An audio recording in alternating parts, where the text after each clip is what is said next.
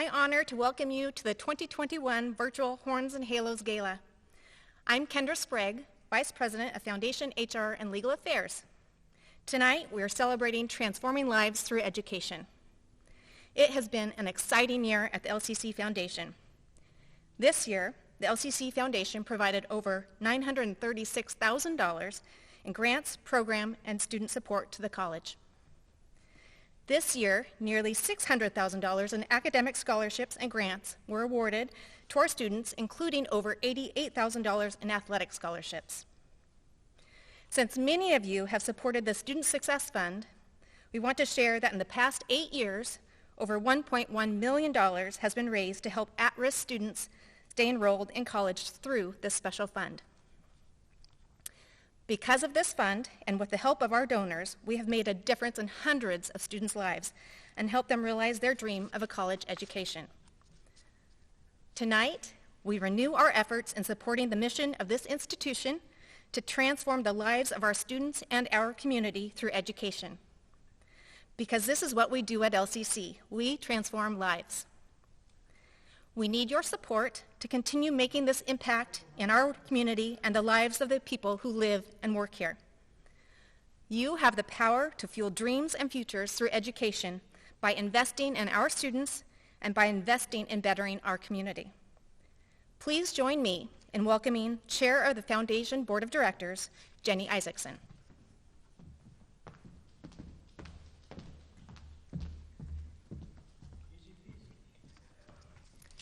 We are thrilled to present 2 prestigious awards this evening to people who have helped shape the dreams of our community: Alumnus of the Year and Benefactor of the Year.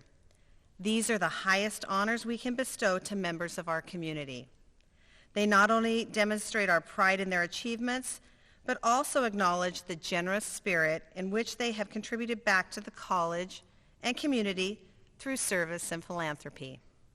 Tonight, I have the pleasure of presenting Lower Columbia College Foundation's Benefactor of the Year. Benefactor honorees have a history of providing charitable financial support to the foundation and/or significant volunteer service to Lower Columbia College. Most notably, their contributions have had a demonstrated impact on the college, its programs, students, and our community. Tonight, it is our honor to present John and Cathy Natt with this distinguished award as the 2021 Benefactors of the Year. John Natt and his family established the Theodore McClellan Natt Endowed Scholarship in 1999 in memory of John's brother Ted, who passed away in a helicopter crash. In addition, John's extended family established the Natt Library Endowment in 1989. In 2012, the couple established the John and Cathy Natt Endowed Fund, supporting the greatest needs of the college. John's father was an Air Force colonel. As a result, John and his brother Ted led a nomadic life in their early years. John shared, "Because we moved around so much, we always viewed Longview as our hometown. It's both where my mother's family lived, my grandfather and grandmother Ruth and John McClellan, great aunt and uncle Kate and Mark Morris, aunt and uncle Burdette and John McClellan Jr., and later my mother, Martha Sue McClellan Natt, and my brother and sister-in-law Ted and Diane Natt lived." In 1970, John married Cathy Monroe, whose parents Peggy and Harper Monroe also lived in Longview. The couple met at the Daily News, where Cathy was working as a summer intern for Ted Natt. Cathy went to St. Rose School and graduated from R.A. Long High School. Though John and Cathy have lived in California for 46 years, their ties to Longview run deep. They reflect on their community roots, the important role LCC fills in the community, and the impact it has. After years of giving generously to universities close to John and Cathy's heart, John shared, "The more we learned about LCC, the more we came to realize that LCC was doing a terrific job. Our gifts to LCC would certainly have a greater impact than those to our other universities and would at the same time help our hometown. Unfortunately, John and Cathy couldn't be with us this evening, so we are accepting this award on their behalf. LCC is fortunate to have supporters like John and Cathy whose gifts will continue to benefit students for years to come.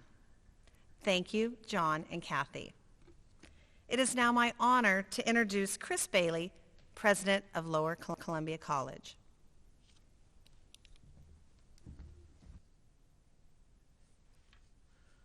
Lower Columbia College opened its doors on October 2nd, 1934, with 53 students enrolled in the first classes.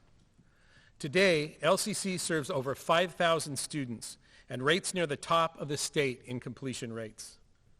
These past 2 years have been challenging in ways we never imagined. We remain steadfast in our commitment to our students and to our community. We have seen this campus transformed over the years, and we see some amazing things on the horizon. A new vocational building with state-of-the-art equipment that we believe will become the epicenter of workforce skills and industry training in the area. Investment in our baseball, softball, and soccer facilities, in addition to ensuring scholarship support, will continue to be available for our student athletes. A continued commitment to making sure our programs and curriculum are in alignment with our local K-12 partner school districts. Dedication to ensuring that our workforce programs remain relevant to the needs of local businesses, industry, and the community.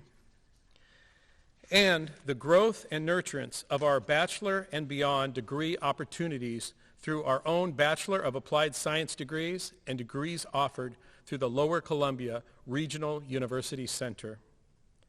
It is now my honor to present the 2021 Alumnus of the Year Award to an individual that exemplifies the importance of community college as an entry point to higher education. The 2021 Alumnus of the Year is Dr. Edward Smith. Ed graduated from Castle Rock High School in 1949, where he played drums, was a four-sport athlete, and part of the Trico League All-Star Baseball team in 1948 and 1949. After high school, Ed attended LCC, then known as Lower Columbia Junior College, on a scholarship, majoring in engineering and playing second base for the baseball team for 2 seasons. Ed was an on-base leader for the Red Devils. While at LCC, Ed met his future wife, Sharon Berg of Longview. Ed earned a bachelor's degree in physics and a master's in physical science, both at San Diego State University, and his PhD in oceanography from Scripps Institution of Oceanography. In 1964, Ed was recruited to work for the Navy as a civilian scientist, studying the effects of the ocean environment on the propagation of underwater sound. He served as Associate Director of the Navy's Undersea Surveillance Project Office and later as Director of the Acoustic Research Center at Naval Air Station Moffett Field, California. Ed retired from the civilian Navy in 1982 and received the Navy Distinguished Service Award. Upon retirement, Ed joined BK Dynamics, a scientific consulting firm, and eventually became its president and owner. In 1994, Ed sold BK Dynamics and moved his family back to the Pacific Northwest. Ed, at the age of 90, continues his lifelong passion of playing drums with a local jazz band in Keyport. Congratulations, Ed.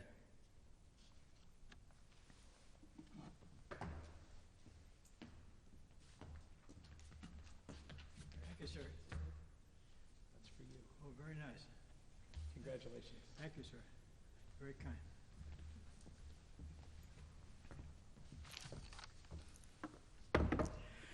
Thank you, Chris. Madam Chair, Jenny Isaacson, Kinderberg, and especially Cesar Bergen for helping me prepare, and the foundation. Thank you all. I'm truly honored to be with you this afternoon, Lower Columbia College played an important role for me in my early life. 72 years and 4 months ago, for your finger counters, that's late May 1949. I was sitting with my graduating class enjoying the commencement exercise. Speeches had been given, and we sang a song. Award presentations had begun.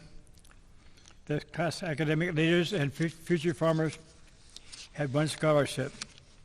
I was kind of fogged out. I was not expecting an award or anything for that matter. The fog was due to my reverie in signing my first music contract with Jan 7 Big Band. At age 18, we were going to play at summer festivals and fairs. At 18, I was feeling fairly frisky, but school still weighed heavy on my mind. My name was called, completely surprised, because I was not expecting anything at all. I made my way to the podium where the principal announced I had been awarded a scholarship to Lower Columbia Junior College. I was filled and overwhelmed and simultaneously filled with great joy. The scholarship would allow me to follow my music while evaluating my ability to do college work, and most importantly at the time, obtain my military deferment, draft deferment. Today, there are a few things I've been following and how they relate to education. I've been volunteering at North Kitsap School District for several years, both in the STEM program and science fairs. We're not lacking in smart kids who love to learn and will not shy from hard work. Many display economic well-being, while some others will need financial assistance to become educated members of society. In today's economic profile of our average wage earners and our average salary and bonus beneficiaries, we find wage earners stifled and sometimes missed an annual income adjusting for inflation. It's not unusual to see inflation adjustments for 2.5%, while the actual rate for inflation is near 5.5% since 1970s. That's a little starting. Some people are not aware of that. Wage earners are losing 2.5% per year to inflation and management control, while salaried and bonus recipients do much better. They receive an annual salary adjustment for near the inflation rate and merit increases in the form of bonuses. Bonuses are used by management, so salaries don't rise. Remember, once the salary increase is given, it's hard to take away. And for bidding purposes, you must remain competitive. Over time, these two groups will increase their separation. In today's world, we have a group of haves and a second group of have-nots. History has shown that these groups have existed for years. The executive and company leaders and the labor force, two separate groups, two separate entities. I suggest with ever-increasing high demand for highly trained science and engineering professionals, the haves will widen the divide. As a result, the have-nots will be overlooked and not get on a fast track for making a decent living. Take a look at today's high-tech manufacturing, and we find the increased focus on robots. Robots becoming smarter because they are learning every time they complete a task. How does a robot learn? Robots controlling electronics and software learn, not the piece of steel that came out of the foundry. Artificial intelligence, AI, which gets a bad press because of its name, is a learning component. AI is a learning component. That's crucial to remember that. For me, AI is a detailed decision tree algorithm, which learns by making good choices, which make the algorithm process work faster and more efficient. An AI algorithm remembers the choice and will evaluate the choice on the decision tree next time the process is performed. For me, the use of AI is clear. Is there a faster, more efficient way to accomplish this task? Show me the options. Carnegie Mellon and MIT began AI research in the late 60s, and AI has grown like a bad weed ever since, and there's no reason to think it's going to stop. Robots are much the same, with a great long list for their use. We're learning about robots driving cars, freight trucks, and other vehicles. The fast and more exciting area for me are drones, that completely autonomous and are doing great tasks in small fractions of the time. Robots are replacing skilled jobs in the workforce, which says to me, wake up. There is a line forming for retraining. It's folly to think that retrainings will all start at the same point. Each discipline will have to develop a curricula, and each trainee will need testing and evaluation to ensure they have been properly placed and will have a reasonable chance to succeed. There's a new component in job search. Many scientists and engineers, while working at home during the pandemic, found they might do better by working in a different way. Many have elected to become independent consultants and sell their capabilities. Performing high-tech tasks is half the job for independents. They must learn to sell, handle classified information and people, and perform internal accounting, learning how to conduct internal audits for both finance and security are some of the new areas of expertise that must be demonstrated.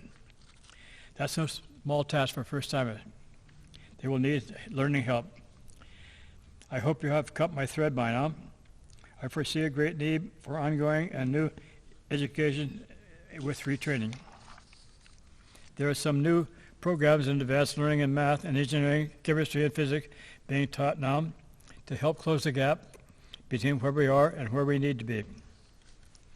I spoke with colleagues still in the federal service a short time ago and learned the government will likely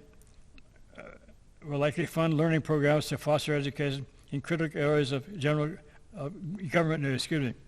Critical areas of government needs. This information convinces me that government is aware of the gap in education and preparing for training and retraining. If possible, I suggest that Lower Columbia College evaluate the potential for advanced learning and retraining as a way to meet these needs. Retraining can be made in several areas depending on needs, but should not be ignored as funding growth is Lower Columbia College's target. Perhaps I'm out of my labor grade, and probably am, but funded growth is usually a good thing. New funding must be cultivated and pampered, and there may be waiting times for details to mature. It takes time and patience, like plants needing water, food, and tender, loving care for growth, reasonable growth.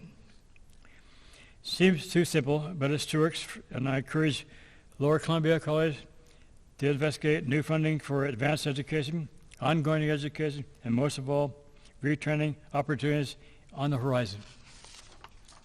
Please remember the have-nots when supporting the foundation. I pledge my continued support, and I encourage you to do the same. Thank you for your time and attention. It's been my pleasure to be with you this afternoon. And stay well, and thank you all again.